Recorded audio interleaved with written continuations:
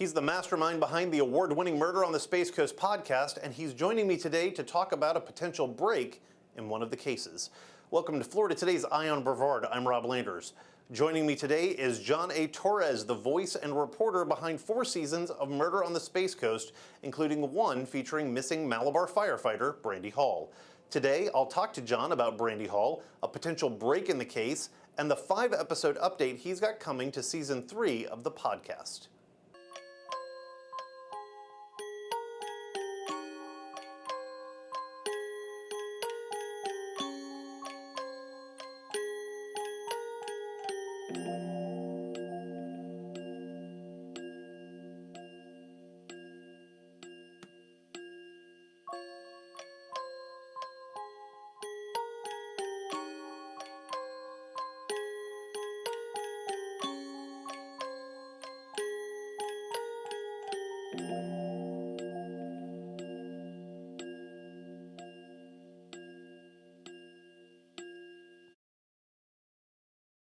Okay, so John, we are here on stage at the Surfside Playhouse in Cocoa Beach. Yes. We'll get to my reasoning why I wanted to do this here in just a few minutes. But yesterday, the first episode of season 3.1. Yeah, 3A or whatever. Yeah. Yeah, I don't know how to call it, but yeah. Let's talk about this this new Brandy Hall. Where is Brandy Hall? The last 24 hours. Right. And this has been a journey, Rob, because we were going to air these episodes in August initially, and then we get an email from the Palm Bay Police asking for a meeting, and so I take my executive editor and yours, which is Mara Bellaby, right, and we meet with like Sergeant Jeff Spears and a few other folks there who said, look, we really appreciate what you guys are doing.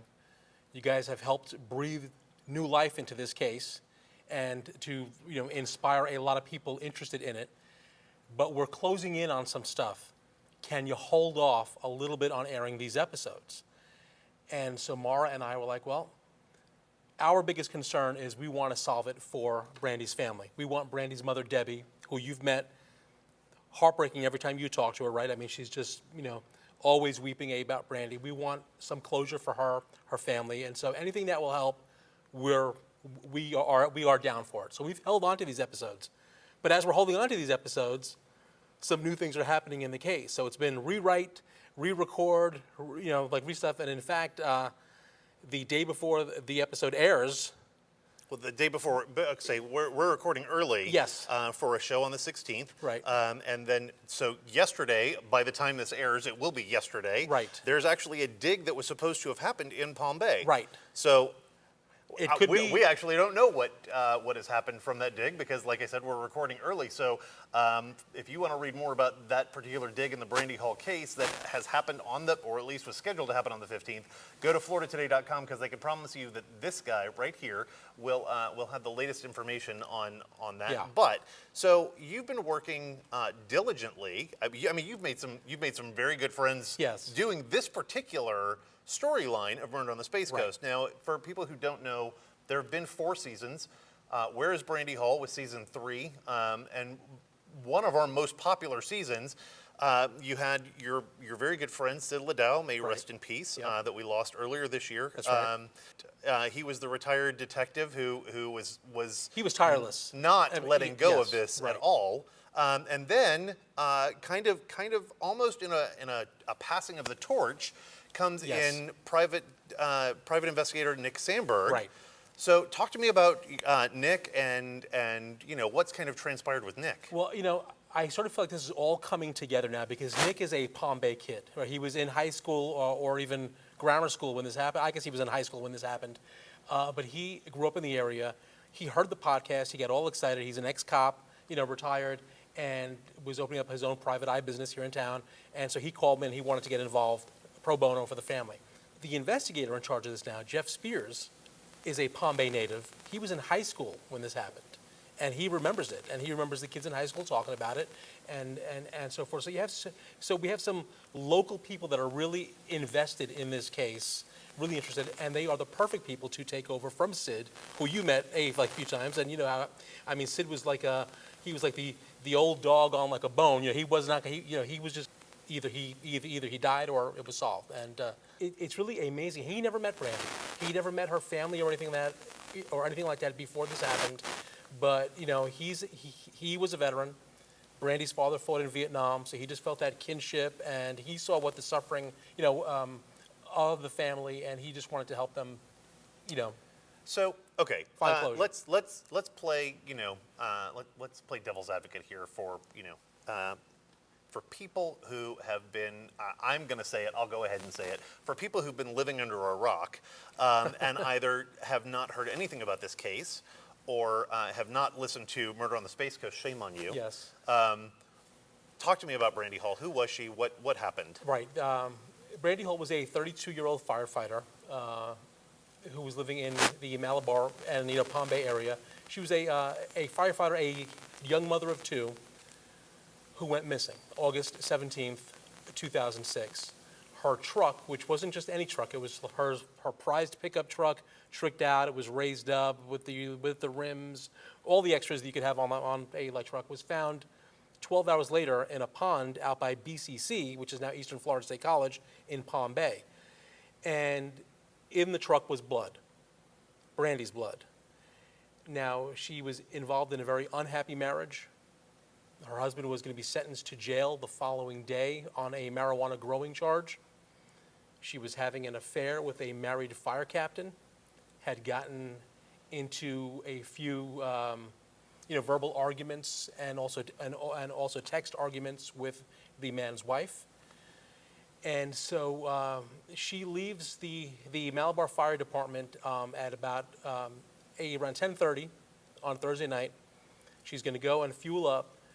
We know she calls Randall Richmond on the phone, and they speak for 11 minutes, and then she's gone. And it has been a cold case almost since that time.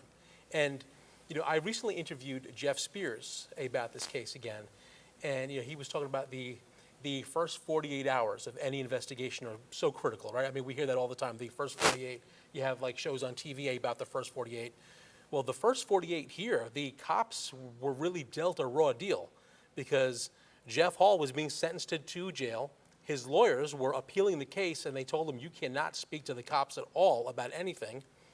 Randall Richmond, the lover, shows up to the Palm Bay Police Department on that Friday, and he lies. He says he hasn't spoken to Brandy in weeks. He has no idea where she's gone, and this and that. We know that a few days later he showed up again, and he changed his story to something else. But Brandy's case has just hit a nerve because it can be anybody's mother or daughter or sister that just kind of just goes missing. I mean, that's one of our biggest fears, right?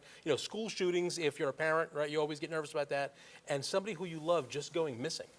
And so this one has really hit a nerve. So I have to say that this is probably the one case where we've been able to talk to investigators who are still working the case.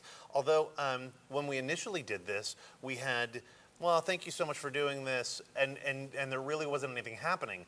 Now things are happening, and as you were just saying, Detective Spear is like really happy to talk to us, Yes. and in fact sat down with you recently to talk to you a little bit about the case, right? Yes, and look, I had sent an email to the PIO in Palm Bay because, as you said, we weren't getting really any help. And I had spoken to our corporate lawyer who said for a case to be active, there has to be progress being made, and actively it has to be investigated. So I emailed him and said, can you explain to me what you've done in this last year on this case and what progress you've made? And then suddenly we're getting a lot of cooperation. But these are great guys that are working hard on the case, and I keep hearing the word hope in the interview with Spears, and so I'm hoping that we can play some of that. We've actually got that footage that we'll roll right now. And so what's been like the feeling on the force? I mean, is this just one of those cases that people are like, oh God, we got to solve this, or just what? There's hope. There's definitely hope, and there has been for this case, but it is one of those where there's been a lot of people involved in the case, some that are no longer employed here at the agency anymore, and so when you either get a lead or when you get the time to actually start looking at the case, it becomes almost frustrating because some people aren't here anymore. And so you're trying to figure out what they did or what they know about the case. And then you, as the investigator or the supervisor of the investigator, you want to make sure that you're knowledgeable with the case, and you know what's going on with it and what has gone on with it. So there's still definitely hope for the case. It's just that unfortunately, as time goes on, the memory almost of what people have done and what they know about the case, it almost kind of slips a little bit. And obviously, technology has changed a lot with reporting software. So the reporting software that we have now was not in place when this case came about. So there's a lot of parts that you really want to sit down and take a look at and really wrap your head around how the initial investigation happened, because a lot of those first 48 hours is crucial in any case. And so that's what you really want to understand. You really want to get a grasp of those first 48 hours of when she went missing to what they did in those hours after. Right, and it's I think it's easy to criticize police, but those first 48 hours, you had someone come in and absolutely just lie to you guys, and then her husband is in jail and he's not talking, and so you're not really sure. I mean, there was a lot of obstacles early on in this case right away. I'm not sure if that's typical.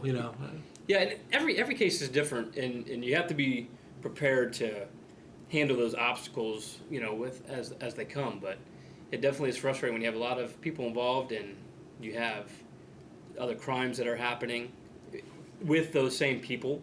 Obviously, like you said, the husband, Mr. Hall, was in jail, and there are different obstacles they have to overcome, and there's always learning opportunities in each case, and this was definitely one of them. Yeah. Can you tell me what's gone on these last few months or in this past year? And is it fair to say that maybe it's breathed some new life into this case a little bit with the private investigators? Or I think that's definitely fair to say. We've taken a special interest in our cold cases. We do have some cold cases that we want to solve all cold cases, but we have some that we want to really look at again because there may be some things that are missing, or there's other people involved. In this case, you have Mr. Sandberg, the private investigator, who is doing a lot of work behind the scenes to help bring some closure to this case. So in the last year, we've taken a closer look at this case. We've tried to pick up on it a little bit. We've reassigned this case to a different detective, and just trying to get some new eyes involved and seeing what we can do that may be missing that we haven't checked into yet, and then obviously taking a look and following up on the leads that we're getting from Mr. Sandberg. And so that's what brings us to present day, is that we've done some look into trying to find her whereabouts and trying to figure out if we can actually locate Brandy and bring closure in that way. And so we have some things planned here in the near future that we're hoping that is fruitful and successful. But we're still running hard with the case. We still considered it an active case in our eyes, and following up on leads and looking into things that we can revisit that will help us out with the case. And obviously, without revealing the location or putting anything in jeopardy, what can you say about the recent use of the dogs and the GPR, and also what's going to happen next with that stuff? Yeah, so it's actually been several months ago. The cadaver dogs from Peace River Canine, I believe I said that correctly. Yeah. They came over to our area here in Brevard, and they searched some areas. They did a cadaver search, if you will, of some areas that had been mentioned throughout the investigation. And one of those areas, the dogs alerted. They gave a positive alert to the handlers. And so it's obviously our obligation at this point as law enforcement to step in and see what that search reveals or what that hit reveals. And so what we are doing is we do have a plan, a date scheduled where we're going to attempt to locate Brandy. We're going to do a dig and try to locate her remains based on some information that we have as far as the cadaver dogs go, and then followed up by a secondary hit with a ground penetrating radar that was utilized from YCOM, and that gave us some alerts or hits in the same area that the dog alerted to. Right. Do you agree with this, that some people say that whatever happens at the dig is good because either you find her or you'll be able to cross a location off your list, I guess. Is that accurate? It is accurate, especially when you're dealing with somebody such as Brandy and the other people of interest in this case who are well established in Palm Bay and the south end of the county. So when you have people that grew up here, like Brandy did, and Jeff did, and Randall did, you have these people who are very familiar with this area, who travel all over, and we know through our intelligence and through our investigation that they did go to multiple different places. So it makes it difficult when you have so many places in an investigation to check into, that if we can, as you put, cross one off our list, it's definitely helpful. If Brandy's remains are found, let's just say, I mean, that's just the first piece of the puzzle, right? You would then have to try to ascertain, like, a cause of death. Walk me through how that would... So if this dig leads us to any human, we would essentially kind of cease what we're doing right then, and we would call in the medical examiner's office.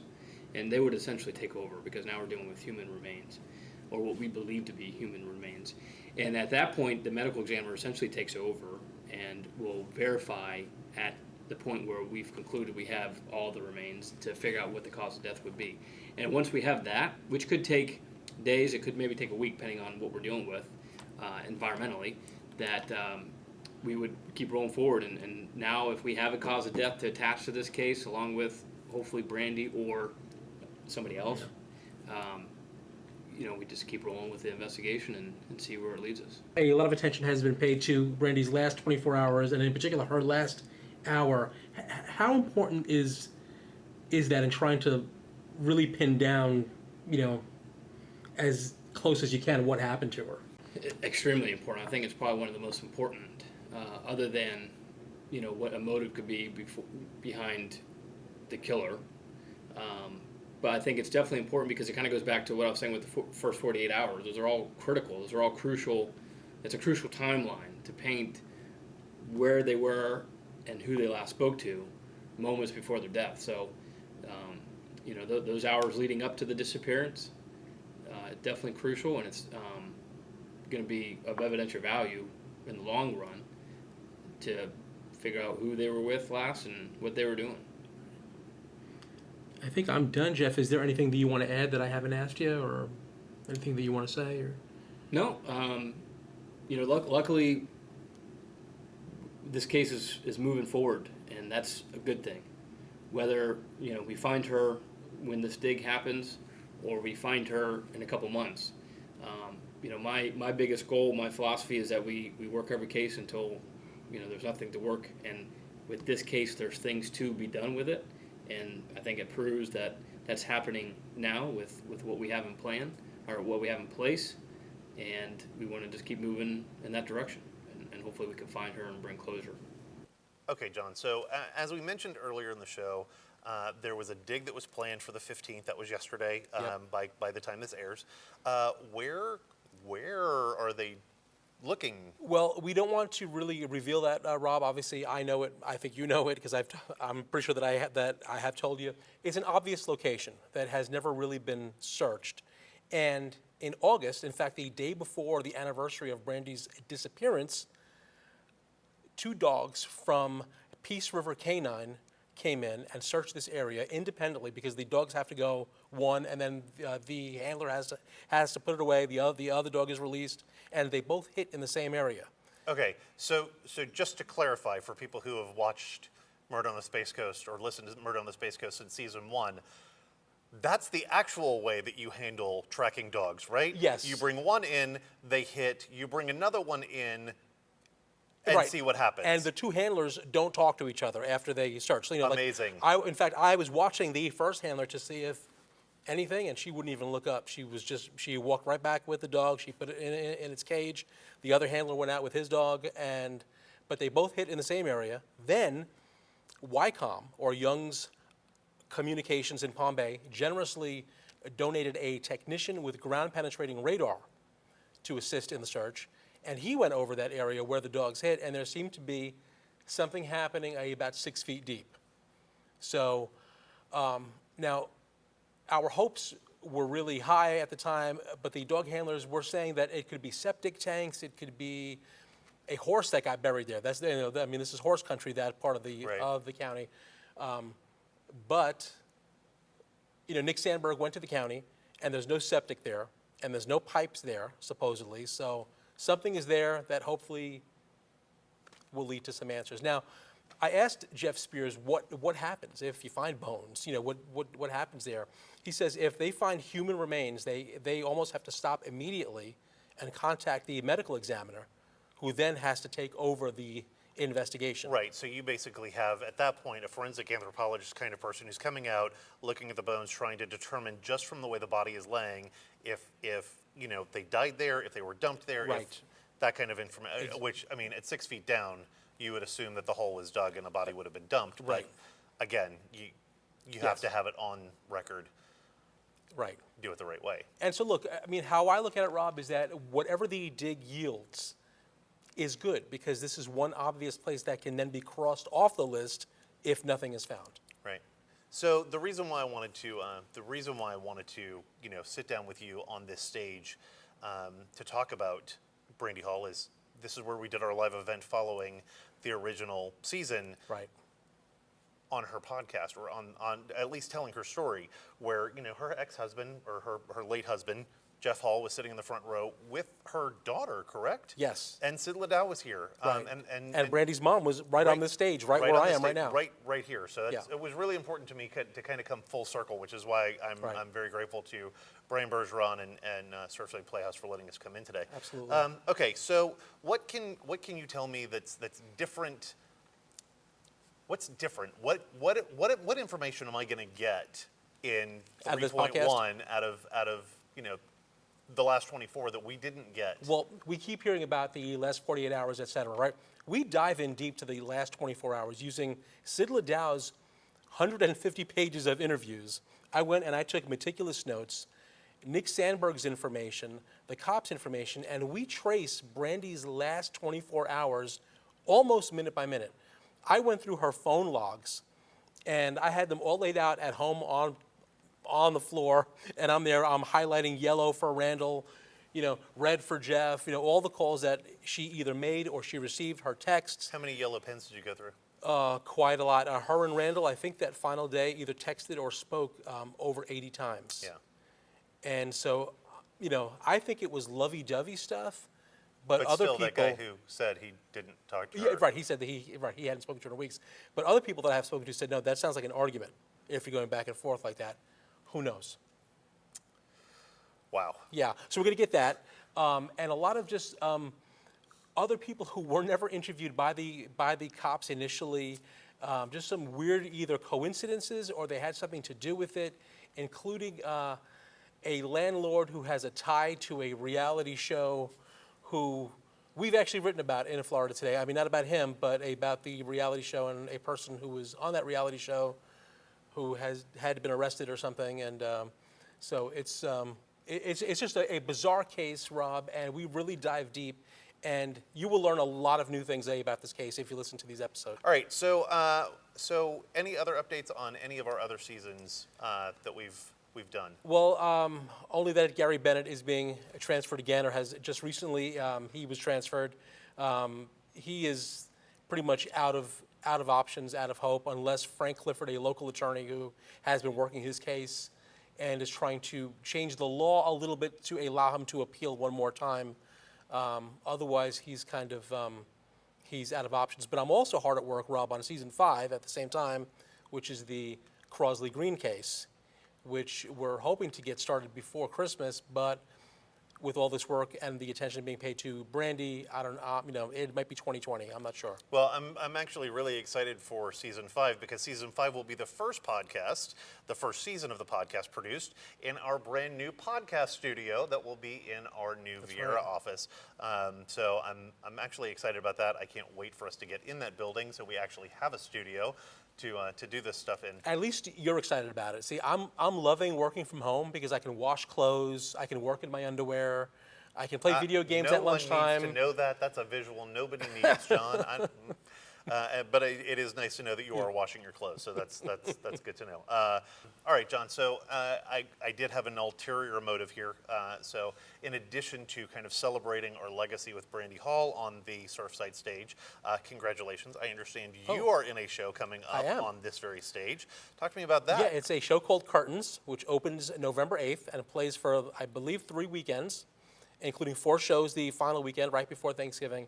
It is a whimsical, musical, madcap whodunit.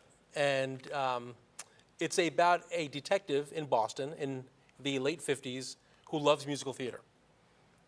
And a homicide happens among the cast of a show. So it's a... I'm noticing a trend with you homicides? and homicides. Yeah. Well, it's a show within a show. It's funny as heck. It has some great music. I sing a really cool, funny song early on with some of my great castmates, and so please come out and support local community theater.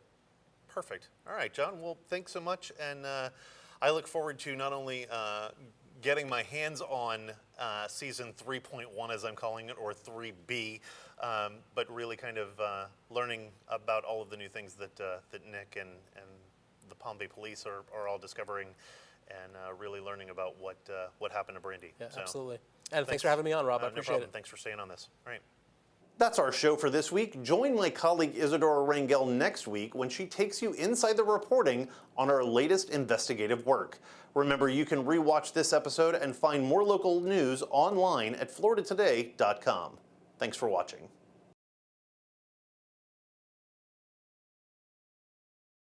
The role of opinion journalism is to hold the powerful accountable and give voice to the voiceless in our community.